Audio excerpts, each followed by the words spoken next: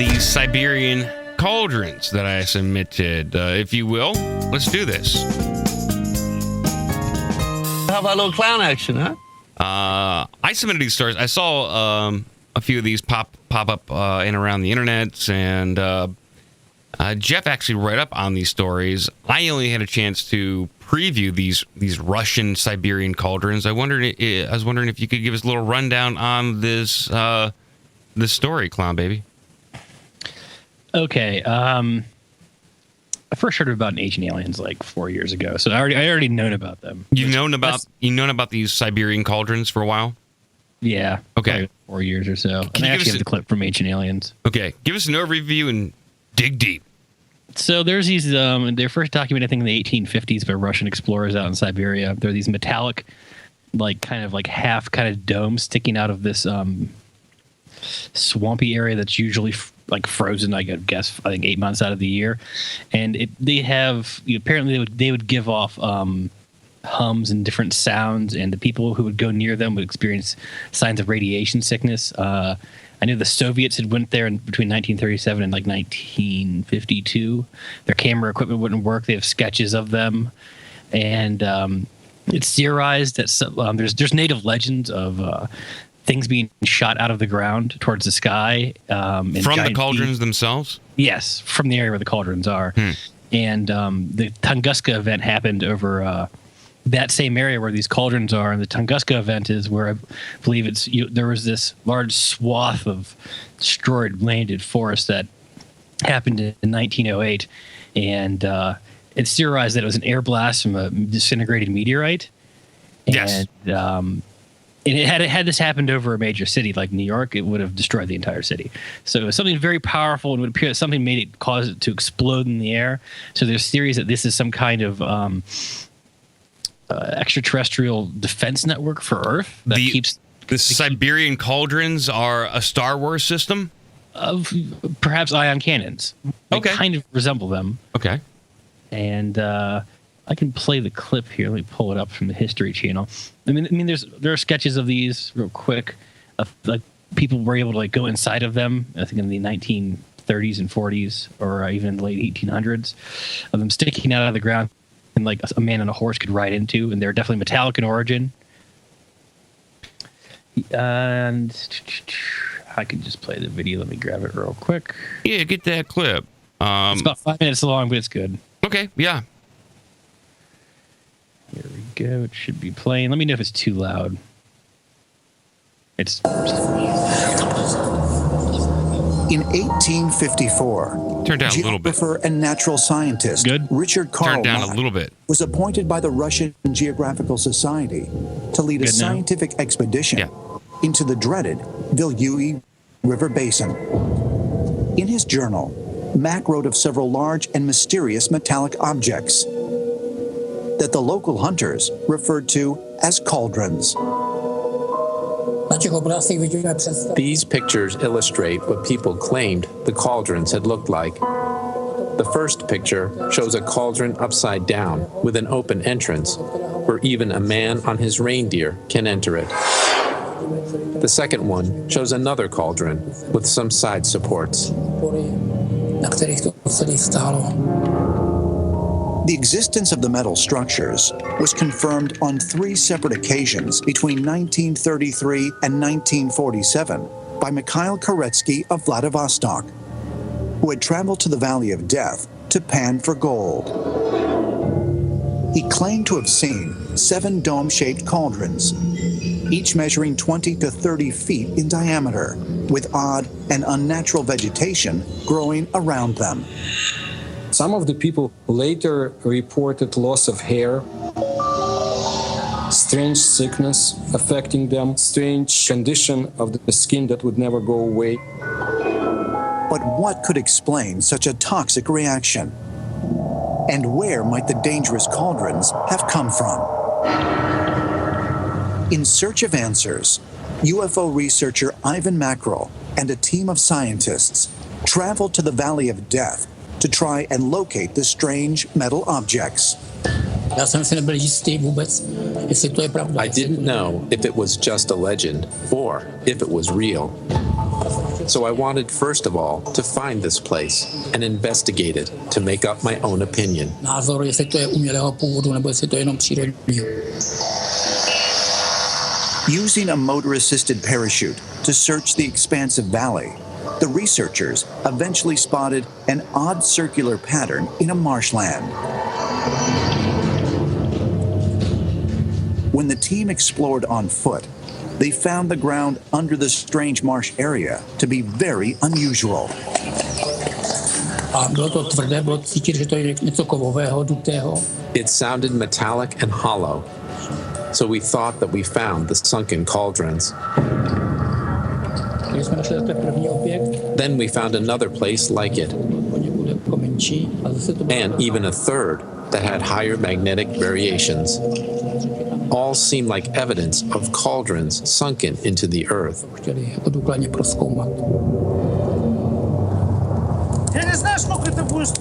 But before they could explore the site any further, members of the exploration suddenly began to complain of strange, even bizarre symptoms, similar to those described in local legends.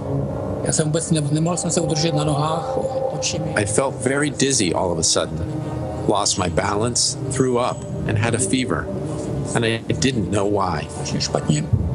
Nejdřív jsme předpokládali, že to je nějaká otrava. I could not walk. I was losing sight. I could not drink or swallow.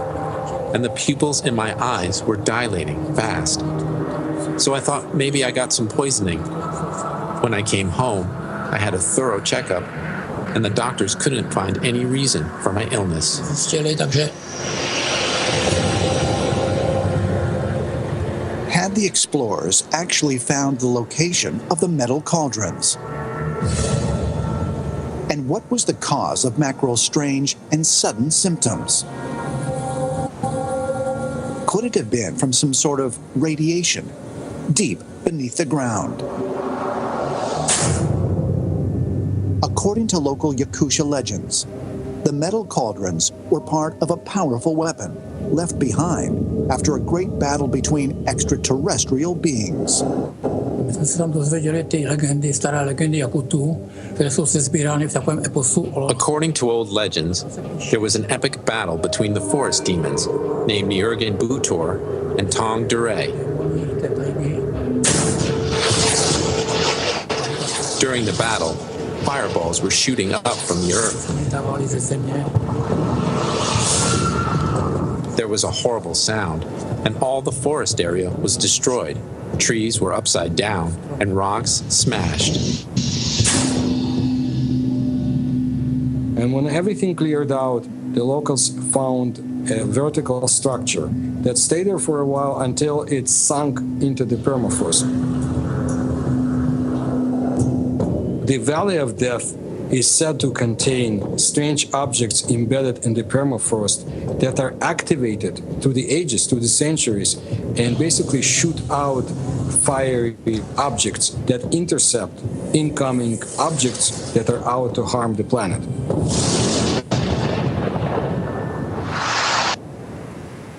Well, that was Well, that. interesting. Very Sounds interesting. legit. It's a pretty good overview. But also wanted to bring up from another article. There was they had a theory of it trying to protect the planet.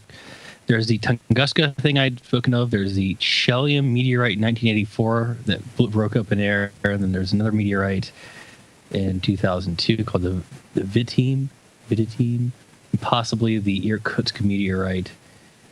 They think some of these have been the actions of it. But then there was another video. I don't have it up. There was, remember that dash cam footage of a meteorite breaking up in air in Russia from like 2 years ago? Yeah. This video has something you can see intercept it. Let me see if I can grab it because it's on one of yours in Instapaper. It's quick. Yeah, so I've been looking into these cauldrons a little bit, and just from the skeptical side, there's a skeptics forum on this, and they say, right off the bat, this is methane eruptions. But methane eruptions wouldn't explain the radiation-like sicknesses that people get when they go around these objects. And the metal. The pictures do seem to show something dome-ish. That part, I will admit, is pretty bizarre. Yeah, this is some weird stuff, and I'm surprised it's not brought up more, since you can actually go out and visit these things. And the problem is they're just really remote. yeah, they're really remote. And I in the chat, I posted up a PDF of some ex-Russian official supposedly talking about the cauldrons and them claiming they know who built them and all that kind of stuff. It's from 2003. It's from a little paper called nexusmagazine.com. I haven't read through it yet, so I just can't put any validity into this yet, but I'll read through it. It's out there. Yeah, I'll check it out for next time. We can finally do a follow-up or something. Yeah, read through it and see if we can do some follow-up on this. I'm sure there's got to be some other connections to some UFO activity. There's probably some sightings linked to it in a way. I just found it to be quite interesting. It's one of those rare kind of things where you can actually travel, see this mysterious kind of either naturally occurring phenomenon or artificially built phenomenon. But people are getting fucking sick, bro. And that's sad. But I also like that. I like hearing about these stories from other countries that are very different from what kind of alien and UFO lore we see regularly. There's also whatever you were gonna. I said something related to that. We talked about the Dyatlov Pass incident when natives had reported seeing bright lights up in the mountain. Whenever the hikers were allegedly attacked and they ran off into the woods and were killed. Yes. Which is kind of somewhat similar to this. Oh, you're talking about the Russians. You have to recap it a little bit. So the Russian expedition that went out, it was more of just a skiing trip that went out into the Urals and went up to this quote unquote Death Mountain. It's where they made the pass. They had to stop there because there was a blizzard, and they never made it back to where they said they'd be the town or the camp. So they sent out a search party. They found their tents ripped open from the inside. They had all fled the campsite. Most of them, some of them had bare feet. Some of them were found dead trying to get a fire started, and some of them were found over in a 300-foot gorge that was about a half mile away. And some had tongues ripped out. Some showed, I think, signs of radiation. Yeah, the radiation shit. That's the curious stuff. I like that. That is a lingering piece of evidence that I find to be very interesting because radiation. While you can actually walk into a uranium deposit or something like that, having your tents ripped open and all that kind of stuff is pretty interesting and questionable, and especially if they just happen to run into some uranium deposit, people would be getting radiation sickness, and they probably would have started heading back and not gone into some rage orgy and started killing each other. Because you don't have a lot of energy when you're being poisoned to do that kind of shit. No. For a rage orgy. Yeah. Well, if it's your last few moments on Earth, a rage orgy might be the only thing you have. That's all I have left in me, guys.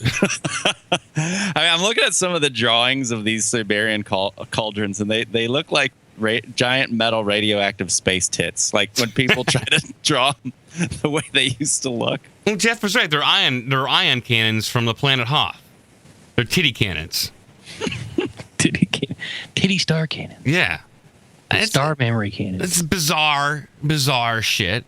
While we're on bizarre shit, let me tranny over to a little sum, if you please.